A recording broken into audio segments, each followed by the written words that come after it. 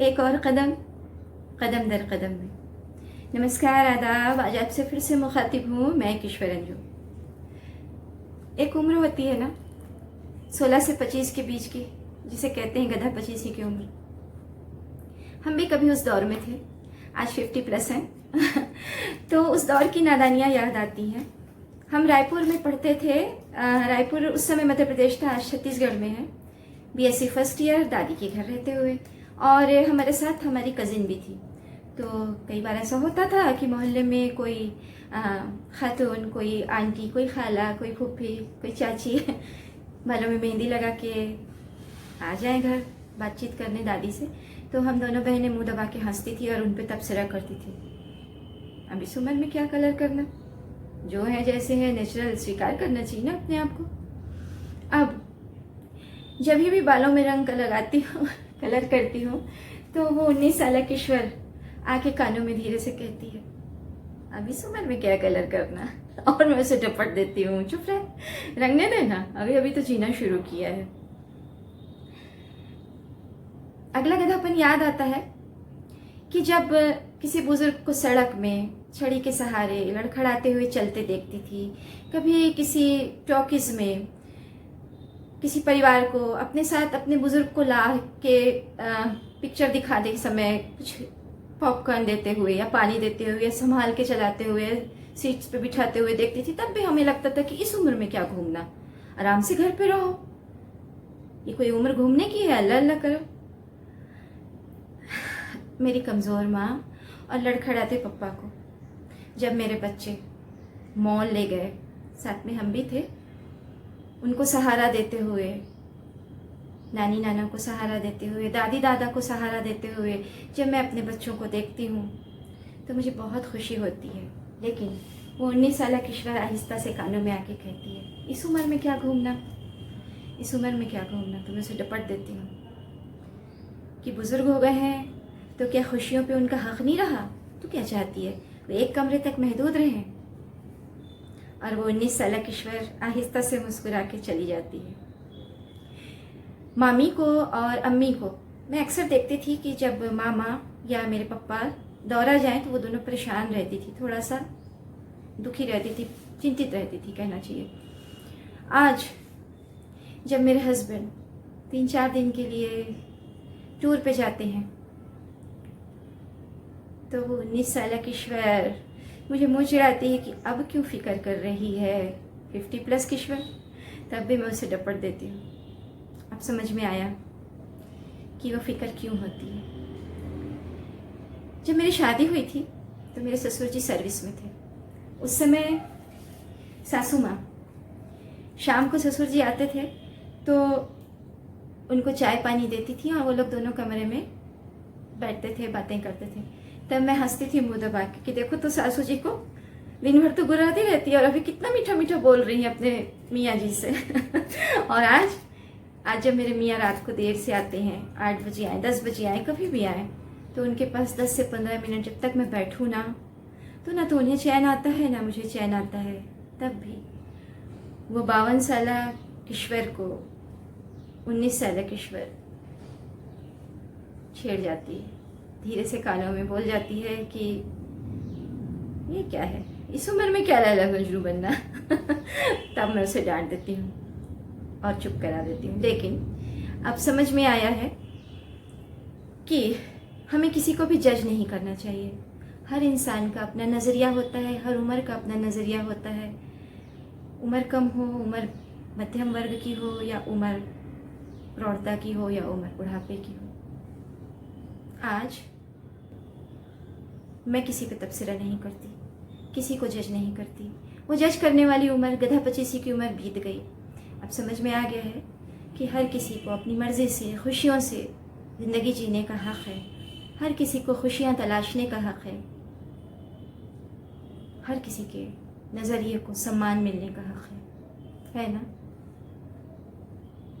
तो आज बातें यहीं तक। आज आपको मैं अपनी लिखी एक कहानी सुनाऊंगी, वो बावरी सी लड़की।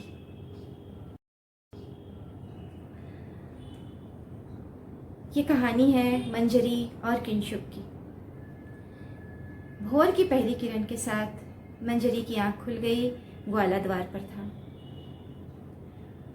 वह दूध का भगोना लेकर दरवाजे की ओर चली। किंशुक अभी सोया था। आज उसके वापस जाने का दिन था। मंजरी अपने परिवार की सबसे बड़ी पुत्री थी और किंशुक के यहाँ बहू बनकर आई थी, किंशुक की पत्नी के रूप में सबसे बड़ी बहू बनकर। आंखों में वासंती सपने लेकर मंजरी पिया देश आ गई। प्रथम रात्रि ही किंशुक के नाम की सूचना ने किंशुक को यह बता दिया कि मंजरी उसके लिए बहुत सौभाग्यवती है। किंशुक की नौकरी प्राप्त होने का आदेश था और साथ ही साथ 3 दिनों में ज्वाइन करने का भी आदेश था। नई ब्याहता को लेकर जाना बहुत से कारणों से संभव नहीं था, अतः किंशुक अकेले ही चला गया। मंजरी ससुराल में बड़ी बहू बनकर अपने कर्तव्य का पालन करती रही। 6 माह बीत गए। नई नई नौकरी थी, सप्ताहांत में आना संभव नहीं था। महीने 2 महीने में 2-4 दिनों के लिए किंशुक आता। अपनी अर्धांगिनी के किंशुक ने सिर्फ तन को ही हासिल करने में सफलता पाई। मन तक पहुंचने की किंशुक के पास न तो फुर्सत थी और शायद इच्छा भी नहीं थी। पति का सानिध्य माह में मात्र 2 दिन, और वो भी रात्रि को ही मिल पाता। संयुक्त परिवार में पूरे दिन की कठिन दिनचर्या के बाद थकान से चूर शरीर रात्रि के किसी प्रहर में देह धर्म तो निभाता, देह की रिक्तता पूरी हो जाती, परंतु मंजरी के मन का कोई कोना रीता रह जाता। किंशुक के जीवन में समय का अभाव बढ़ता गया और मंजरी के हृदय के किसी कोने में उत्पन्न हुआ रिक्तता का गड्ढा गहरा गहरा और गहरा होता गया। वो लड़की जो कल्पनाओं की दुनिया में पति को प्रेमी का अभिनय करते देखती, यथार्थ के संसार में पति के कुछ उत्तेजित क्षणों की ही अधिकारिणी रहती। उसका मन करता पति उसके सपनों की दुनिया के बारे में पूछे, उसके मन में चमकते स्वप्निल रंगों का इंद्रधनुष उसके साथ देखे, उसकी उंगलियां अपने बलिष्ठ हाथों में थामकर हौले से दबा दे, उसके माथे पर एक धीमा सा चुंबन अंकित कर दे, उसके बालों में प्यार से उंगलियां फेर दे, उसे अपने बाहुपाश में हल्के से बांध ले, ऐसे जैसे वो कांच की बनी हो, और उसके कोमल स्पर्श से अपनी कठोर देह को ढक ले। भावुक मन यौवन की उमंगों में भीगकर स्वप्न देखता है जिसमें नायक नायिका दूर किसी अनजान प्रदेश के सुरम्य स्थल पर हाथों में हाथ दिए चले जा रहे हैं। नेपथ्य से किसी पंछी की सुरीली प्रणय रागिनी गूंज रही है, कानों में रस घोल रही है। वातावरण की मदमाती सुगंध से आवेशित हो वो प्रगाढ़ आलिंगन में बंध जाते। नायिका की पलकें बंद होने लगती और अचानक कहीं दूर से किसी जंगली जंतु की कर्णभेदी आवाज मंजरी के सुंदर सपने को तोड़ जाती। मंजरी का मन अधूरा रह जाता। नवयौवना की आंखों के कोर गीले हो उठते और उन्हें आंचल से पोंछते हुए वह दिनचर्या में जुट जाती। किंशुक के पास समय की कमी होती गई और भावनाओं की भी। उसका सपना कि वह एक सफल अधिकारी बने वो पूर्णता की ओर बढ़ता रहा, और किसी का सपना कि वह एक संपूर्ण नारी बने वो अपूर्ण होता गया। किंशुक जब घर आता तो कुछ ही दिनों के लिए उसको परिवार के अन्य सदस्यों को भी समय देना पड़ता। पत्नी के साथ देह धर्म निभा लेने को ही शायद वो पर्याप्त समझता था। भावुक मन की मंजरी कुछ कहना चाहती अपने पति से, परंतु पति के पास समय ही कहाँ था इन बातों का। किसी भी संबंध के लिए समय का कुछ अंश उस बंधन के लिए अमृत का काम करता है। खून के रिश्ते हों या सामाजिक रिश्ते, उस अमृत के अभाव में रिश्ते सूख से जाते हैं। पति पत्नी का साझा समय कम होता गया और दोनों के संबंधों में उदासीनता घोलता गया। मंजरी गर्भवती थी और ऐसे समय उसका बहुत मन करता कि पति उसका हालचाल पूछे। कभी पूछे कि तुम्हें कुछ खाने का मन कर रहा है तो बता। कभी उसके उदर में आकार लेते अस्तित्व पर अपनी बाहों में समाने की आतुरता दिखाए, कभी उस उपहार का हल्के से चुंबन ले ले जहां उन दोनों का अंश आकार ले रहा था। परंतु किंशुक की व्यस्त जीवन शैली में इन कोमल भावनाओं की जगह नहीं थी। उदास मंजरी दिन प्रतिदिन मुरझाने लगी। उसका तन जीर्ण होता गया और मन उग्र। अगली बार जब किंशुक वापस आया तो मंजरी के भीतर बहुत अधिक बदलाव था और किंशुक इन बदलावों से अनदेखी नहीं रह सका। हर समय पति के सानिध्य के लिए तरसती मंजरी अब उदासीन सी हो गई। किंशुक के आने जाने को उस पर कोई प्रभाव नहीं पड़ता, न आने की प्रतीक्षा, न सामीप्य की आतुरता। पति की परवाह के लिए तरसती वो बावरी सी लड़की अब निर्लिप्त रहने लगी थी। अनबे तो किंशुक भी नहीं था। अपनी पत्नी में आए अनबे तो किंशुक भी नहीं था। अपनी पत्नी में आए बदलाव को उसने महसूस किया था। वह कैरियर की दौड़ में मगन अवश्य था, परंतु उसके लिए उसकी जीवन संगिनी भी महत्वपूर्ण थी।